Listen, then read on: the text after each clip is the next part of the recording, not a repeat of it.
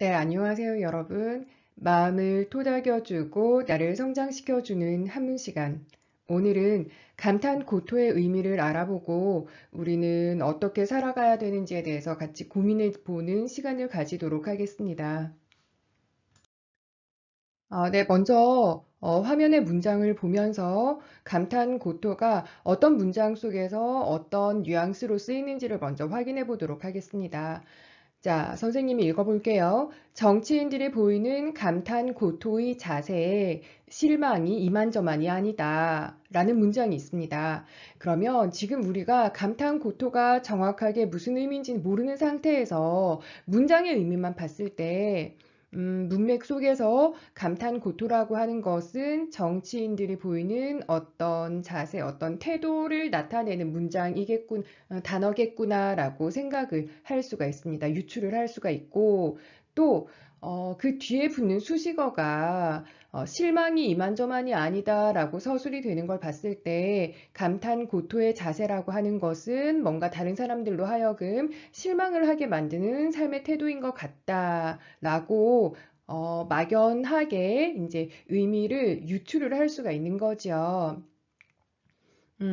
아직은 정확한 의미를 우리가 몰라요. 왜냐하면 저 감탄고토가 어떤 한자로 쓰였는지, 어떤 음과 뜻을 가지고 있는 한자들로 결합이 된 단어인지를 모르기 때문에 정확한 의미는 알지 못하지만 전후 문맥을 따져봤을 때 삶의 자세를 나타내는 것 같다라고 생각을 할 수가 있고 어떤 실망을 일으키는 태도인 것 같다. 그렇게 썩 긍정적이고 바람직한 삶의 자세를 표현하는 것 같지는 않다라고 생각을 할 수 있습니다. 네. 보통 선생님이 이렇게 성어 수업을 할 때 문장 속에서 쓰이는 다양한 예들을 뭐 포털을 통해서 뭐 최근의 뉴스들을 가지고 문장 예시를 가지고 오는데 사실 이번 수업을 준비하면서는 포털 검색창에 감탄고토라고 썼을 때 깜짝 놀라버렸습니다. 네.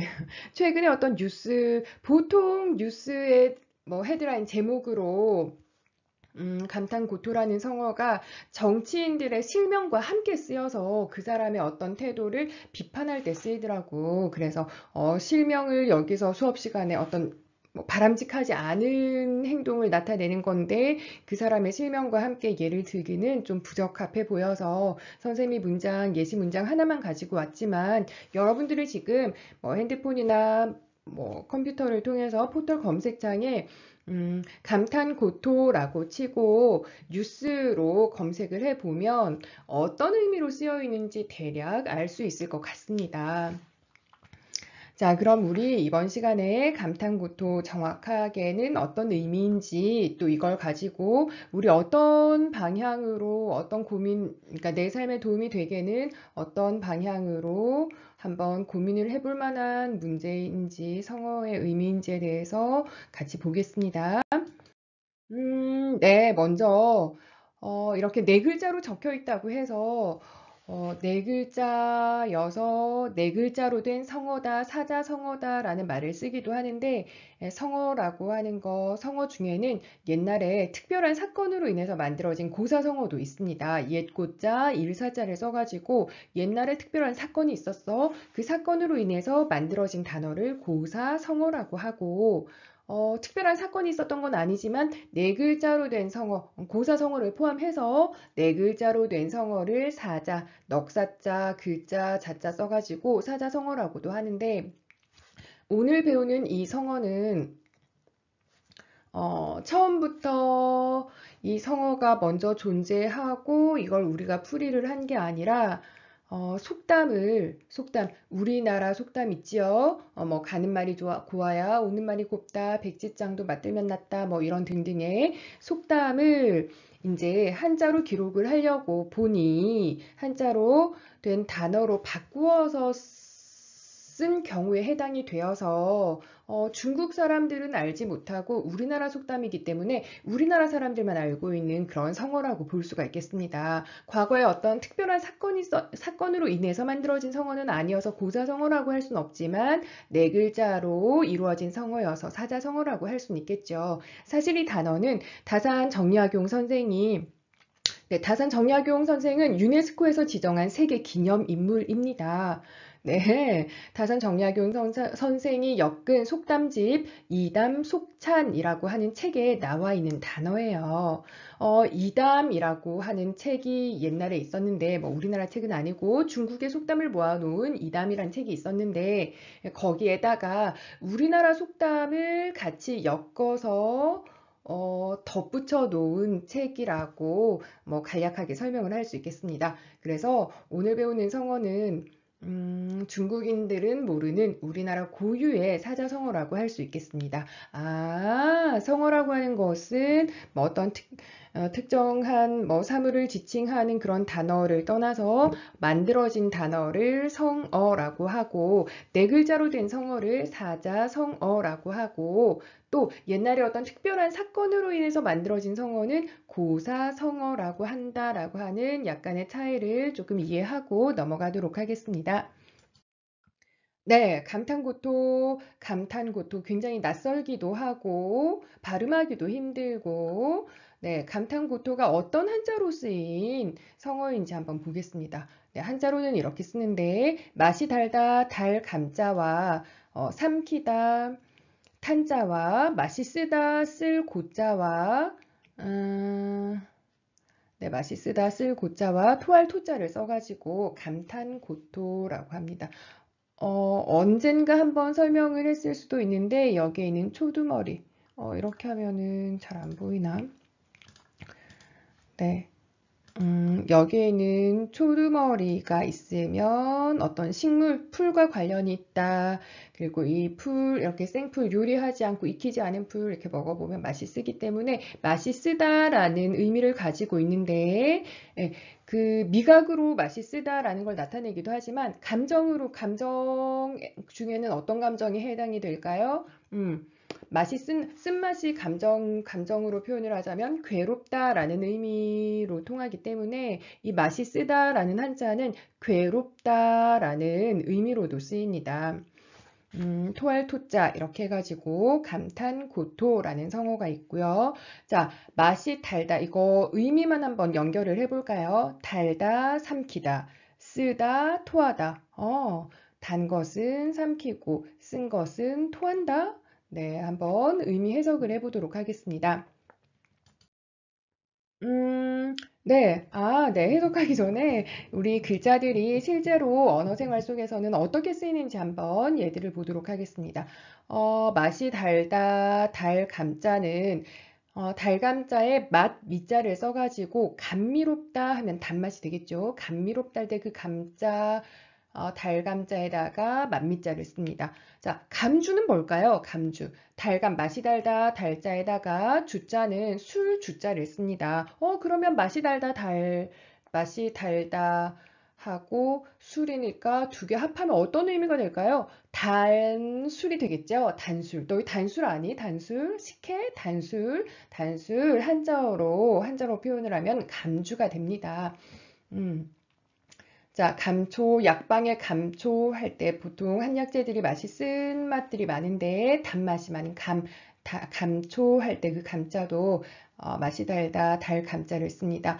사실 삼키다 탄자는 이렇게 단어를 들어봤을 때, 그거 하고 일상생활에서 막 자주 쓰이는 단어들에는 삼킬 탄자가 없어서 선생님 얘를, 그냥 공란으로 두었습니다. 자, 그 다음 감탄 고토의 고자 맛이 쓰다 고자는 아까 선생님 설명했던 것처럼 감정으로는 괴롭다에 해당이 되기 때문에 고통스럽다, 고생한다, 고난을 겪고 있다, 고뇌를 하고 있다 할 때 그 고자들 있지요.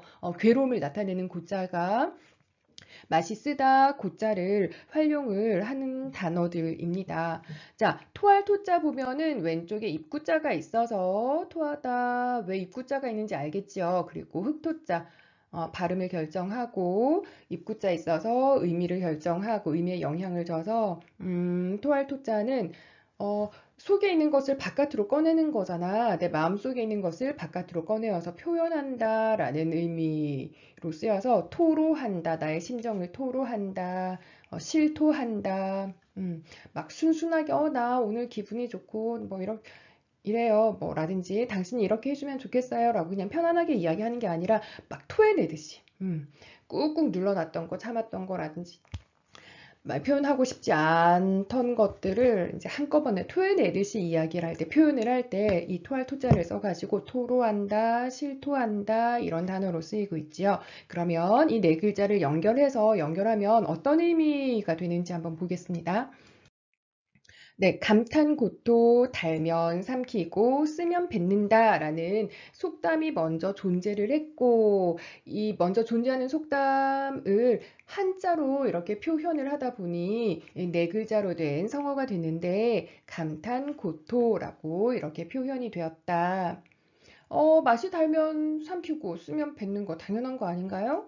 네, 그런데 사실 감탄고토라는 성어는 옳고 그름을 판단하지 않고 어, 그거 판단하지 않고 자기 입장에서 좋으면 취하고 싫으면 버린다 약간 이런 이기적인 행동이라고 해야 될까요? 그러니까 그것이 옳기 때문에 취하고 그르기 때문에 버리는 것이 아니라 그런 가치의 판단, 도덕적인 판단이 있는 게 아니라 그냥 유리하니까 내 입장에서 좋으면 삼키고 내 입장에서 그게 불리하면은 이렇게 버린다라는 의미를 가지고 있습니다. 그럼 이 의미를 알고 나서 다시 한번 읽어볼게요. 정치인들이 보이는 감탄 고토의 자세에 실망이 이만저만이 아니다. 네. 이제 좀 어떤 저 사람들의 어떤 특성을 가지고 이 문장 속에서 감탄고토라는 성어가 쓰였는지 알겠죠? 어, 많고 많은 그 사람들의 여러 특성들 중에서 특별히, 예, 특별히 감탄고토. 선생님, 사실 그 화면만 가지고 음성으로 설명을 하니 여러분들이 많이 졸리기도 하고 지루하기도 하고 너무 평면적이어서 집중이 잘 안 되는 것 같아서 이렇게 한번 선생님 얼굴을 넣어가지고 설명 수업을 하고 있습니다. 잠깐 꺼볼까? 네, 이 뒤에 뭔가 숨어 있으니까, 네. 아, 설명 먼저 하고 하자. 왜 갑자기 선생님 얼굴이 생겼냐면, 선생님은 그러니까 화면하고 선생님이 전달하고자 하는 멘트들을 글로 써서 화면에 띄워놓고 목소리로 이렇게 이야기를 해도 전달이 될 거라고 생각을 하고 실제로 전달이 되는 부분들도 있었겠지만 만약에 교실에서 우리가 만나서 수업을 하면, 이 언어라고 하는 게꼭 문자적으로 전달이 되는 것만 있는 게 아니라 그 사람의 눈빛이나 그 사람의 표정이나 그 사람의 여러 제스처들이나 전체적인 분위기, 선생님의 분위기를 통해서 선생님이 이 성어와 관련해서 하고 싶은 말을 이렇게 전달을 할 수가 있어서 뭔가 속이 시원하고 선생님이 표현하고자 하는 게 100이면 그중에 뭐 이렇게 뭐 비언어적인 것까지 표현을 해가지고 뭐 한 70%는 전달이 된다고 생각을 했는데 그냥 목소리만 가지고는 이런 가치 문제에 대해서는 전달이 힘든 것 같아서 이렇게 한번 선생님 얼굴을 넣어가지고 수업을 한번 만들어 보고 있습니다. 네.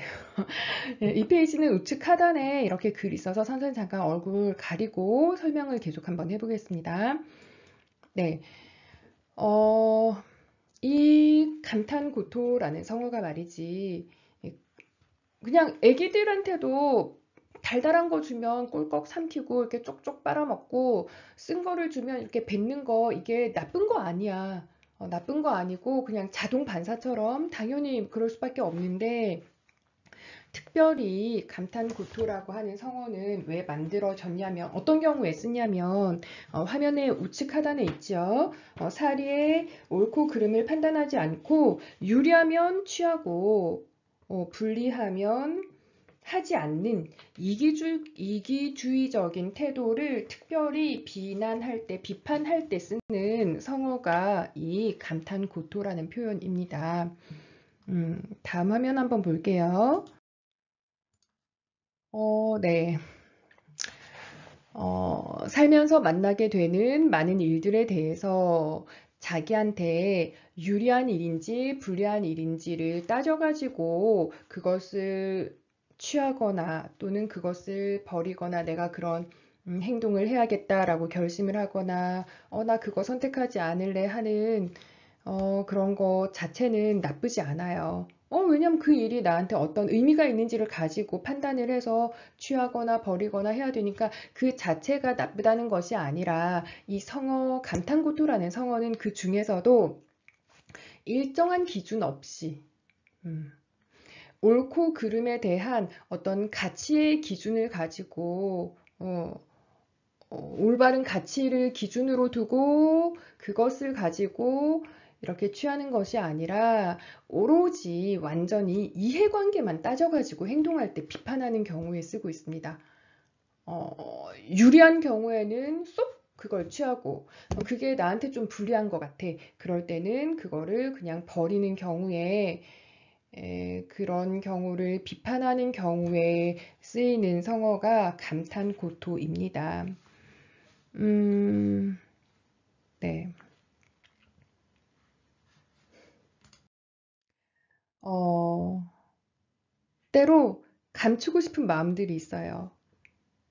음, 감추고 싶은 마음들이 있어요. 나 혼자 마음속으로 생각하니까 다른 사람들은 이거 모르겠지? 눈치 못 채겠지? 음, 가까운 가족들한테 감추고 싶은 것들도 있고, 친구들이나 선생님 같은 경우는 학생들, 이거 이런 마음 모르면 좋겠다. 그런 거 분명히 있습니다.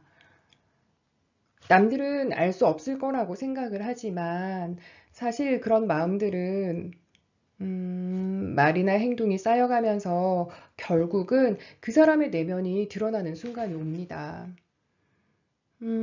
그 사람의 인간됨, 그 사람, 그 사람이 이런 사람이다 하는 것은 어떤 문자적으로 서술이 되는 것이 아니라 그리고 지금 잠깐 이 순간에 어떤 이렇게 말하고 이렇게 행동한 걸 가지고 그 사람이 규정이 되는 것이 아니라 그 사람이 계속해서 시간 동안 켜켜이 쌓아 올린 말이나 행동들이 있겠죠.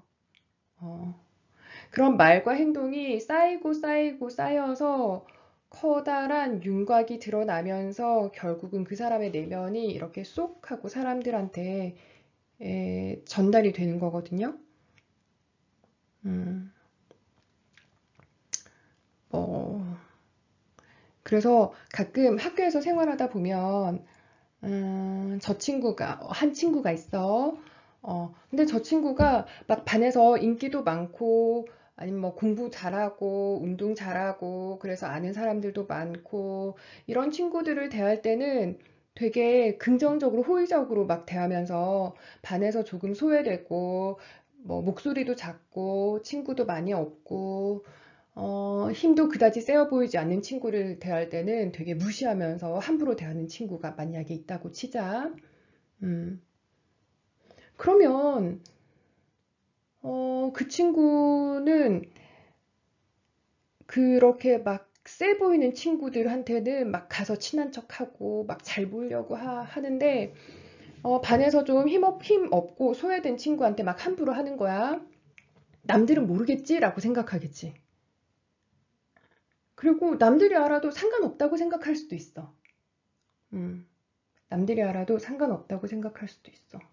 그런데 그런 모습을 지켜보고 있는 반의 수많은 학생들이 있잖아요.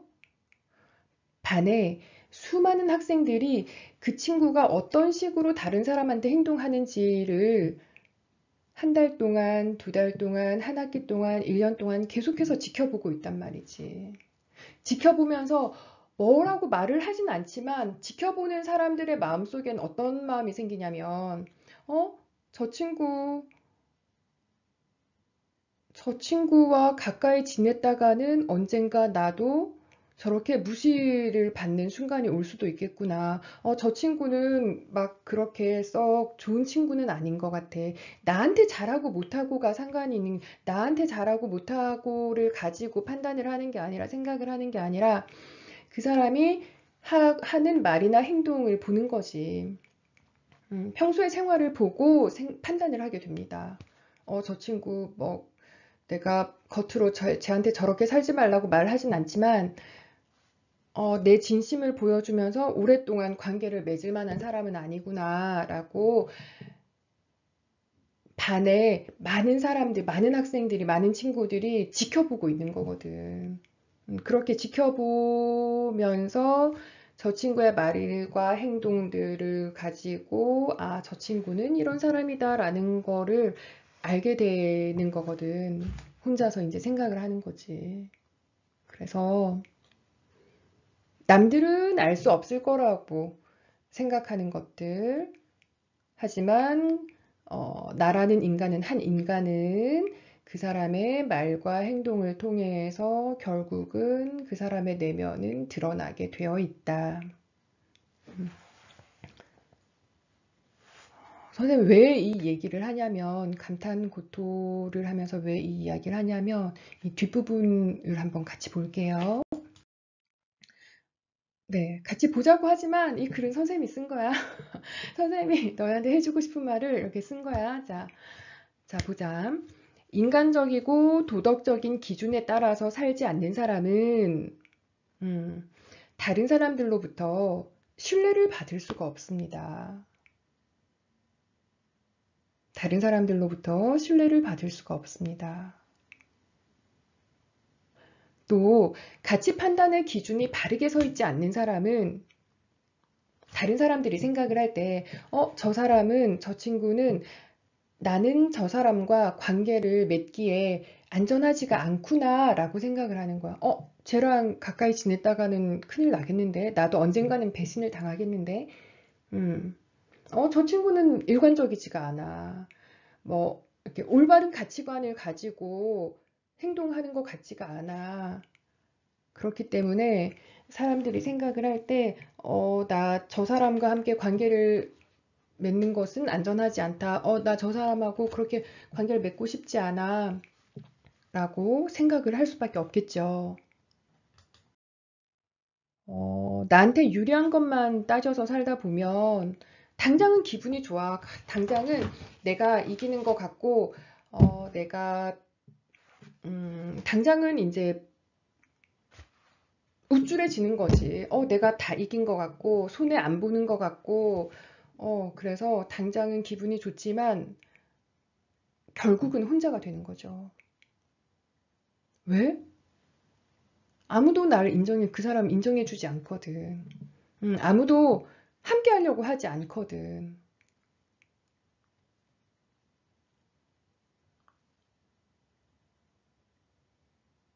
감탄고토하게 되면. 음. 특별한 기준 없이 자기한테 유리하고 불리한 것만 따져가지고 행동을 하게 되면, 선택을 하게 되면, 그런 게 이제 계속 보이는 거지. 시간이 쌓이면서 그런 점들이 계속 남들한테 보이고, 그럼 그 사람들은 그걸 가지고 내가 어떤 사람인지, 저렇게 감탄고토하는 사람이 어떤 유형의 사람인지를 규정하게 되고, 저 사람과 진실된 관계를 맺을 것인가 아닌가를 생각해가지고, 저 친구하고는 길게 볼 사이는 아닌 것 같아. 내 진심을 줄 만한 가치가 있는 사람은 아닌 것 같아. 라고 생각을 하겠죠. 인간이라고 하는 것은 함께 살아가는 동물인데, 인간. 사람인자에 사회간자를 쓰잖아요. 사람과 사람 사이에 관계를 맺으면서 살아가게 되어 있는데, 감탄고토하는 그런 행동들을 보이게 되면 결국은 혼자가 된다. 다 드러나게 돼 있거든. 남들도 다 알면서 그냥 판단하고 있는 거야. 겉으로는 그런 감탄고토하는 유형들이 막 재빠르게 유리한 것만 쫓아가고 눈에 보이는 눈에 보이는 승리를 막 만끽하면서 있으니까 굳이 등을 돌리지 않고 있겠지만 마음속으로는 저 친구 오랫동안 함께 할 만한 친구가 아니라고 다들 생각하고 있거든. 그러면 우리는 무엇을 따라서 살아가야 될까요? 무엇을 기준을 두고 살아가야 사람들로부터 인정도 받고 더불어 살아가는 사회 속에서 함께 어우러져서 잘 살아갈 수 있을까요? 음, 네. 우리가 말과 행동을 무엇을 기준으로 나는 나의 외부 세계를 판단해야 될까요? 어떤 것을 중심으로 말하고 행동해야 할까요? 내 삶 속에서 무엇을 가장 중심에 두고 나는 살아가야 될까? 무엇을 기준으로 판단을 해야 될까? 선택을 해야 될까? 선택의 문제 앞에서. 음. 자, 함께 어우러지는 삶 속에서 내 존재를 인정을 받고 내가 귀한 사람이 되기 위해서는 우리는 어떻게 살아가야 될까요? 자, 내 삶의 중심을 만들어가는 일 있지. 그거를 지금 여러분들이 해야 되는 일입니다. 여러분들은 공부하는 학생들이죠. 근데 그 공부라고 하는 게, 음, 지적인 내용, 지적인 정보들을 습득하고, 뭐 암기하고, 활용하고, 뭐 지적인 활동들만 공부를 하는 것이 아니라, 지적인 영역만 공부를 하는 것이 아니라, 어떤 인간이 될까, 내가 어떻게 살아가야 될까도 함께 공부를 해야 되거든.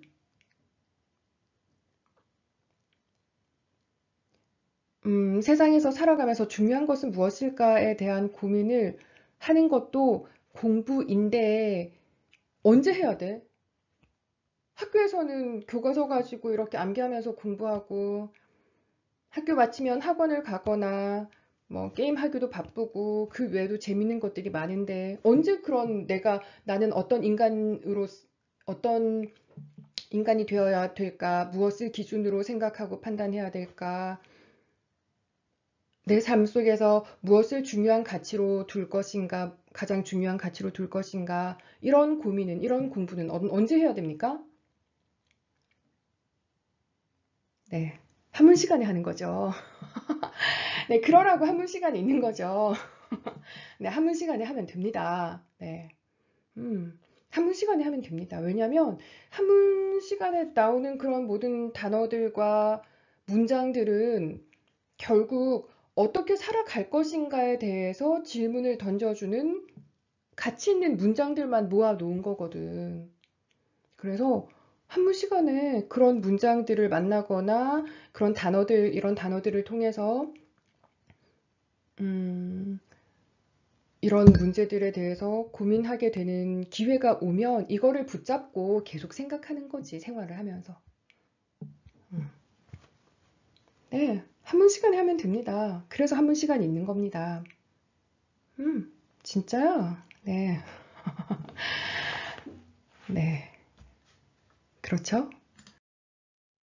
네. 마음을 토닥여주고 나를 성장시켜주는 한문 시간. 오늘은 감탄고토라는 성어가 어떤 의미인지 알아보고, 그렇다면 나는 어떤 자세로 살아갈 것인가에 대해서 같이 고민을 해보는 그런 시간을 가졌습니다. 네, 여러분 수고했습니다. 안녕. 다음에 또 만나. 안녕. 끝.